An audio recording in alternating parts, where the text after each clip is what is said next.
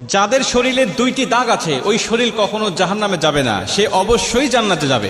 হাদিসটি সহিহ তিরমিজির 1669 নম্বর হাদিস এবং সহিহ আত-তারগিবের 1376 নম্বর হাদিস।